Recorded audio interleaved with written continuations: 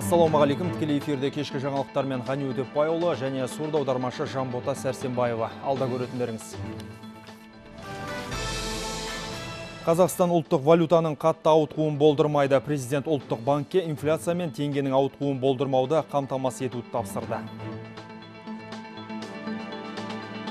Қазақстандық тауарларға шетелде сұраныс артып келеді. Мәскеуде өткен Продэкспо 2015 көрмесіне қатысқан отандық компаниялар өнім көлемін арттыруды көздеп отыр.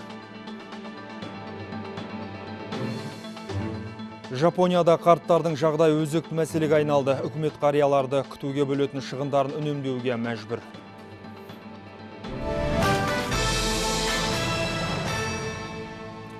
Қазақстан экономикасында дағдарыс жоқ. Үкіметтің кеңейтілген отырысында елбасы Нұрсұлтан Назарбаев осылай деп мәлімдеді.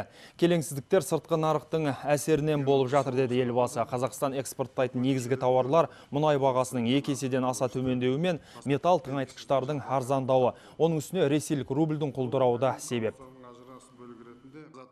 Біздің қазіргі экономикалық саясатының бағыты дұрыс.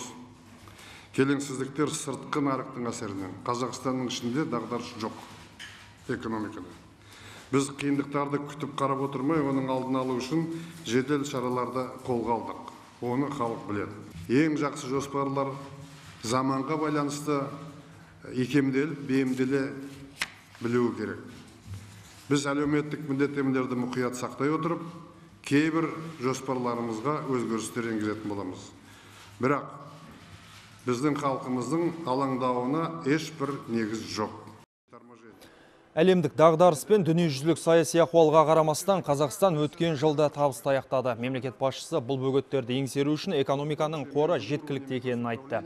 Есесіне мега жобалар мен мерейтойларда ақша үнемдеу керектігін де алға тартты. Елбасының айтуынша, бұқаралық ақпарат құралдары мен ғылыми конференциялар өткізу арқылы да тұлғаларға тағзым етуге болады. Можно ужаться в этих мегапроектах, всяких юбилеях, которые мы проводим, и нормально учить детей и лечить. Юбилеи у нас такая любовь всеобщая. Как юбилей, так все туда, значит. Участвовать на собраниях, сидеть в банкетах и так далее. Где в мире как так проводят юбилеи, как мы проводим? Надо отмечать великие даты. Говорить в печати, на телевидении, научно-практические конференции. Что еще? Организовывать вселенские тои, 1000 юрт в степи ставить. Это что? Юбиляру дает, скажите мне, наши расходы для поддержки банков 500 миллиардов тенге. Зимняя универсиада 100 миллиардов тенге. Метро вторая очередь 227 миллиардов тенге. Что можно сократить по универсиаде? Часть провести в Астане, часть там провести. Это, конечно, имиджевые проекты, мы уже взялись, мы должны довести до конца, но именно там, где большие расходы, надо искать нам деньги. Это временно. Хорошее время начнем. Қазақстан ұлттық валютаның қатты ауытқуын болдырмауға тырысады. Президенттің айтуынша, ол үшін барлық қажет шаралар қабылданады. Ақордада өткен кеңес барысында елбасы ұлттық банкке бірқатар тапсырмалар жүктеді. Бастысы, мұнай бағасы төмен жағдайда қаржылай тұрақтылықпен қамтамасыз ету, жоғарғы инфляция мен теңгенің ауытқуын болдырмау, экономиканың нақты секторларын қаржы ресурстарымен қамтамасыз ету. Сегодня председатель Нацбанка мне докладывает, что принимаются все меры для того, чтобы эти вопросы решить.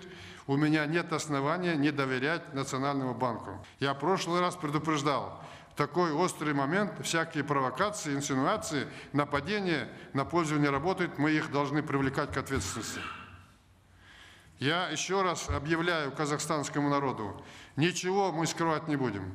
Будут трудности, вместе с народом будем переживать и скажем, что надвигается. И никто другой не скажет вам, который не отвечает ни за что, болтает языком, как помелом. Поэтому надо доверять официальным лицам, а не слухам каким-то, которые ходят вокруг нас. Если даже будут такие колебания, вы знаете, что есть страховые моменты для того, чтобы страховать вклады нашего населения. Надо будет, больше будем страховать. 98% вкладчиков депозитов полностью обеспечены страхованием. Чего боится? Елбасының қатысуымен өткен үкіметтің кеңейтілген отырысының толық нұсқасын бүгін сағат 21:30-да арнамыздан көре аласыздар. Қазақстандық тауарлар шетелдік нарықта жоғары сұранысқа ие. Мәселен, көрші Ресейдің қазақстандық өнімге деген сұранысын қамтамасыз ету үшін отандық компаниялар өндіріс көлемін ұлғайтуда. Ресей астанасында ұйымдастырылған Пратэкспо 2015 халықаралық азық-түлік көрмесіне қатысқан қазақстандық компаниялардың өнімі өзге шет мемлекеттерінің өкілдерін қызықтырды.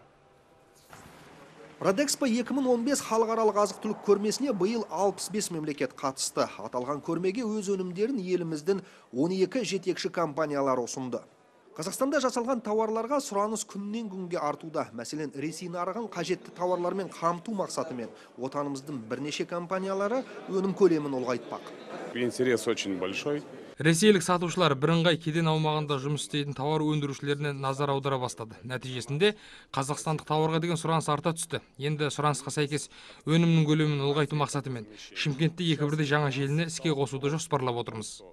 Мы стараемся держать свой рынок. Біз нарықтан шығып қалмай, керісінше шығаратын өнімнің көлемін ұлғайттық. Өйткені өнімге сұраныс бар. Бүгінде Қазақстанда жасалған деген тауарларды шетелдік тасымалдаушылар да, тұтынушылар да іздейтін көрінеді. 100% натуральный продукт.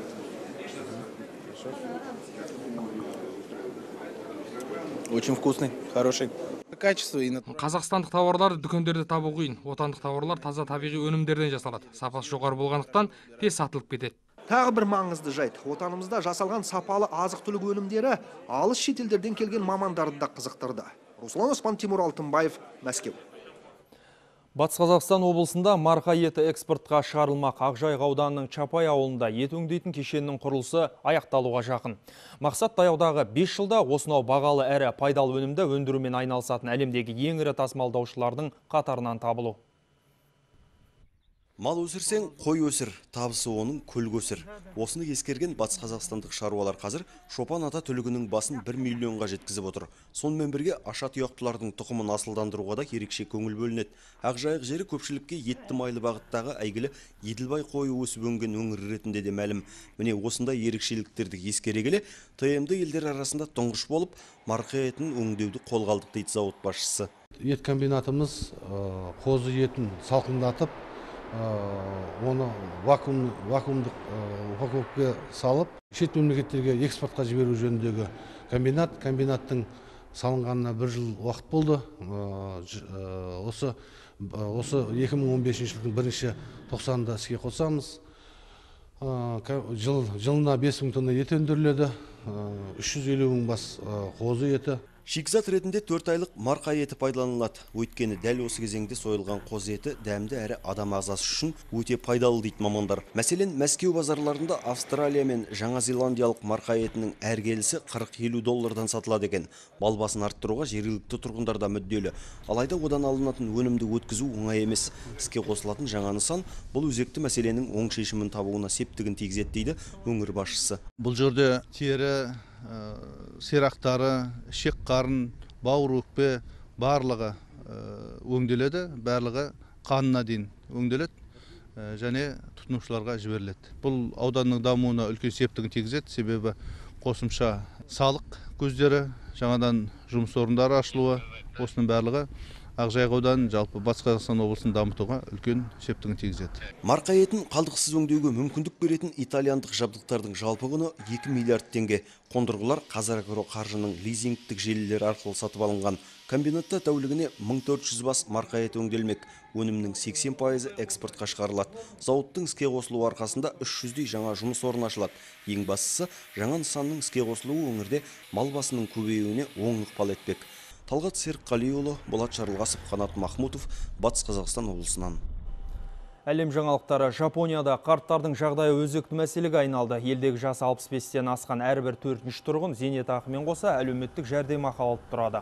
Сондықтан үкімет қарияларды күтуге бөлетін шығындарын үнемдеуге мәжбүр. Емханалардың көбі жекеменшік болғанымен бағалары мен тарифтерін үкімет белгілейді.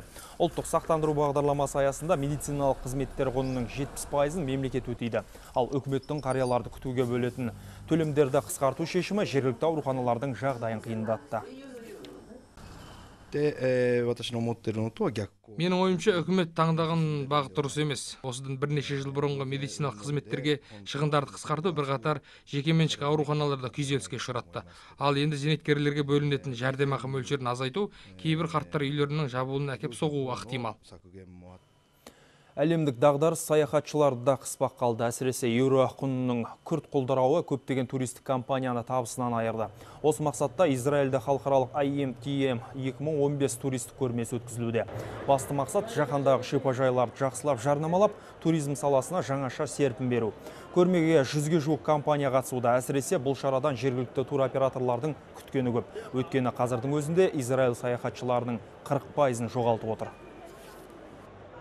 Біз шығынға батып жатырмыз. Өкініштісі сол, дәл осы мәселемен бүкіл әлем бетпе-бет келіп отыр. Әрине, оны әркім өз бетімен шеше алмайды. Сондықтан осындай шаралар тығырықтан шығудың жолын тауып береді деп сенеміз. Ел жаңалықтары. Бүгін Астанада Еуразиялық экономикалық одақ кедендік кодексінің негізгі қағидалары талқыланды. Іс-шараға еліміздің мемлекеттік органдарының және бизнес қоғамдастығы өкілдері, сондай-ақ Еуразиялық экономикалық комиссия өкілдері қатысты. Естеріңізге салсақ, Еуразиялық экономикалық комиссия алқасының 2014 жылғы 18 желтоқсандағы шешіммен Еуразиялық экономикалық одақ кедендік кодексінің жобасы мақұлданып, кедендік одаққа мүше мемлекеттерге ішкі мемлекеттік келісімдеу жүргізу мақсатында жіберілген болатын. Жаңа құжат интеграциялық бірлестік аумағында бірыңғай кедендік реттеуді қамтамасыз етуге және сыртқы экономикалық қызметті жүргізуге қолайлы жағдайды қалыптастыруды көздейді. На наш взгляд, важнее всего. Біздің ойымызша ең маңыздысы жаңа кодексте не өзгергенін түсіну. Сол өзгерістер кәсіпкерлердің жұмысына қалай әсер етті. Бұл бүгінгі кодекс жобасы мақұлданғаннан кейінгі алғашқы талқылаудың негізгі мақсаты. Бұл құжатта көп нәрсе өзгерді. Жаңа ақпараттық технологияларға ерекше көңіл бөлінген. Кедендік рәсімдеу процесін қысқарту бар. Осының барлығы бірінші кезекте бизнес қоғамдастық өкілдері мен кедендік органдардың арасындағы сенімді нығайтады. Бизнес үшін ең маңыздысы бұл саладағы барлық халықаралық келісімдердің бір кодексте бірігуі. Мысалы, бұл бүгінде жұмыс істеп тұрған 30-ға тарта түрлі келісімдердің бір құжатқа түсуі. Әрине, бизнеске бұл өте қолайлы. Тараз қаласындағы кәсіпорындар 2014 жылы 179 миллиард 797 миллион теңгенің өнімін өндірді. Ал үдемелі индустриалды инновациялық даму бағдарламасы шеңберінде соңғы 4 жылда жалпы 35,5 миллиард теңгенің 11 жобасы іске қосылған. Нәтижесінде 2000-ға жуық жаңа жұмыс орындары ашылды. Бұл туралы Тараз қаласының әкімі халық алдында берген есебі кезінде айтты. Бүгінде шаһарда туристік кластер дамыту шаралары жүргізілуде. Осы мақсатта көне Тараз жобасы жүзеге асырылмақшы. Жоба аясында көне мәдени жәдігерлермен қатар заманауи мұражай, сауда, ойын-сауық, мәдени және туристік нысандар инфрақұрылымы жасалады. Сонымен қатар әкім баспана мәселесіне де тоқталды. 2014 жылы 544 миллион теңгеге қаладағы 23 көп қабатты үйге жөндеу жұмыстары жүргізілген. Ал тұрғын үй құрылысы жұмыстарына 1 миллиард 321 миллион теңге жұмсалған. Нәтижесінде жас отбасыларға арналған 270, 175 пәтерлі тұрғын үй кезекте тұрған азаматтарға пайдалануға берілді. Тараз қаласының әлеуметтік экономикалық даму көрсеткіштері біз барлық позиция бойынша 100%-дан жоғары көрсеткіштерге шықтық. Негізгі жоспарымыздың бәрі орындалды. Ең үлкен мәселе болып тұрған бүгінгі күні қоғамдық көлік мәселелері. Соны естіп отырып, біз алдағы жұмыстарымыздың бәрін осы бағыттағы жұмыстарға бағыттайтын боламыз. Испанияның Гранада қаласында жалғасқан 27-ші қысқы универсиада ойындарында хоккейшілер бәсекесі өтуде. Қыздар арасындағы іріктеу кезеңінде Қазақстан студенттер құрамасы Канада және Ресейден ұтылып, жүлделі орыннан шығып қалған болатын. Біздің бұрымдылар 5-ші орын үшін ақш құрамасымен айдынға шықты. Бірінші кезеңнің аяқталуына 1 минут қалғанда команда капитаны Зарина Тахтиева есеп ашқан. Үзілістен кейін Меруерт Рысбек нәтижені еселет, алайда 2 шайбамен алға шыққан хоккейші қыздарымыз қажет нәтижені сақтап тұра алмады. Негізгі уақытта тең түскен қарсыластар овертаймда жеңімпазды анықтады. Қорытынды есеп 3-2 ақш құрамасының пайдасында. Төрешілердің де бүйрегі америкалық ойыншыларға бұрған. Айта кетейік, енді біздің қыздар 12 ақпан күні Испания құрамасымен кездеседі. Ал көзқарас бағдарламасының бүгінгі қонағы Қазмұнайгаз ұлттық компаниясының адами ресурстарды басқару және еңбекақы төлеу жөніндегі басқарушы директоры Серік Әбденов. Қояр сауалдарыңыз болса, Астанадағы 55-37-10 байланыс телефонына хабарласуға болады. Жаңалықтарымызды хабардың сайтынан да көре аласыздар. Жүздескенше ағайын.